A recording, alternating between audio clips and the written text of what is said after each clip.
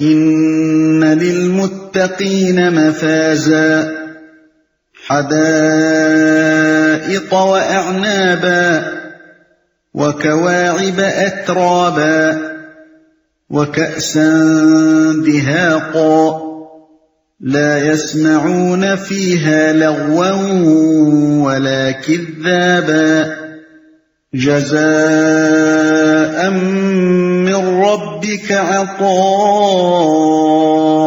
حسابا رب السماوات والأرض وما بينهما الرحمن لا يملكون منه خطابا۔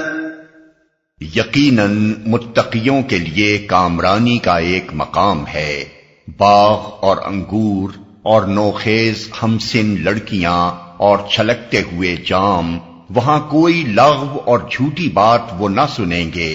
جزا اور کافی انعام تمہارے رب کی طرف سے، اس نہایت مہربان خدا کی طرف سے جو زمین اور آسمانوں کا اور ان کے درمیان کی ہر چیز کا مالک ہے، جس کے سامنے کسی کو بولنے کا یارہ نہیں۔ متقیوں کے لیے یہاں متقیوں کا لفظ ان لوگوں کے مقابلے میں استعمال کیا گیا ہے جو کسی حساب کی توقع نہ رکھتے تھے اور جنہوں نے اللہ کی آیات کو جھٹلا دیا تھا۔ اس لیے لامحالہ اس لفظ سے مراد وہ لوگ ہیں جنہوں نے اللہ کی آیات کو مانا اور دنیا میں یہ سمجھتے ہوئے زندگی بسر کی کہ انہیں اپنے اعمال کا حساب دینا ہے۔ ہمسن لڑکیاں، اس کا یہ مطلب بھی ہو سکتا ہے کہ وہ آپس میں ہمسن ہوں گی، اور یہ بھی کہ وہ ان لوگوں کی ہمسن ہوں گی جن کی زوجیت میں وہ دی جائیں گی۔ سورہ صاف آیت 52 اور سورہ واقعہ آیت 37 میں بھی یہ مضمون گزر چکا ہے۔ جھوٹی بات وہ نہ سنیں گے۔ قرآن مجید میں متعدد مقامات پر اس بات کو جنت کی بڑی نعمتوں میں شمار کیا گیا ہے کہ آدمی کے کان وہاں بیہودہ اور جھوٹی اور گندی باتیں سننے سے محفوظ رہیں گے۔ وہاں کوئی یاوہ گوئی اور فضول گپ بازی نہ ہوگی، کوئی کسی سے نہ جھوٹ بولے گا نہ کسی کو جھٹلائے گا۔ دنیا میں گالم گلوچ، بہتان، افتراء، تہمت اور الزام تراشیوں کا جو طوفان برپا ہے، اس کا کوئی نام و نشان وہاں نہ ہوگا۔ انعام، جزا کے بعد کافی انعام دینے کا ذکر یہ معنی رکھتا ہے کہ ان کو صرف وہی جزا نہیں دی جائے گی جس کے وہ اپنے نیک اعمال کی بنا پر مستحق ہوں گے، بلکہ اس پر مزید انعام اور کافی انعام بھی انہیں دیا جائے گا۔ اس کے برعکس اہل جہنم کے بارے میں صرف اتنا فرمایا گیا ہے کہ انہیں ان کے کرتوتوں کا بھرپور بدلہ دے دیا جائے گا، یعنی نہ ان کے جرائم سے کم سزا دی جائے گی نہ اس سے زیادہ۔ یہ بات قرآن مجید میں بہت سے مقامات پر وضاحت کے ساتھ بیان کی گئی ہے، مثلا سورہ یونس آیات 26 اور 27، سورہ النمل آیات 89-90، سورہ القصص آیت 84، سورہ سبا آیات 33-38، سورہ المؤمن آیت 40۔ کسی کو بولنے کا یارہ نہیں، یعنی میدان حشر میں دربار الہی کے رعب کا یہ عالم ہوگا کہ اہل زمین ہوں یا اہل آسمان، کسی کی بھی یہ مجال نہ ہوگی کہ از خود اللہ تعالیٰ کے حضور زبان کھول سکے یا عدالت کے کام میں مداخلت کر سکے۔ یوم یقوم الروح والملائکۃ صفا لا یتکلمون الا من اذن له الرحمن وقال صوابا۔ جس روز روح اور ملائکہ صف بستہ کھڑے ہوں گے، کوئی نہ بولے گا سوائے اس کے جسے رحمان اجازت دے اور جو ٹھیک بات کہے۔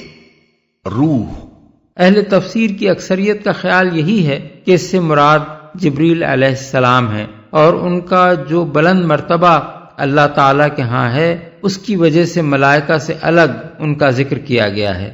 جو ٹھیک بات کہے، بولنے سے مراد شفاعت ہے، اور فرمایا گیا ہے کہ وہ صرف 2 شرطوں کے ساتھ ممکن ہوگی۔ ایک شرط یہ کہ جس شخص کو جس گناہگار کے حق میں شفاعت کی اجازت اللہ تعالیٰ کی طرف سے ملے گی، صرف وہی شخص اسی کے حق میں شفاعت کر سکے گا۔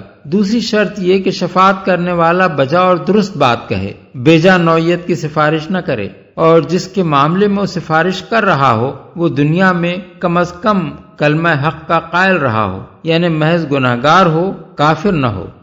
ذلك اليوم الحق فمن شاء اتخذ إلى ربه مآبا، وہ دن برحق ہے، اب جس کا جی چاہے اپنے رب کی طرف پلٹنے کا راستہ اختیار کر لے۔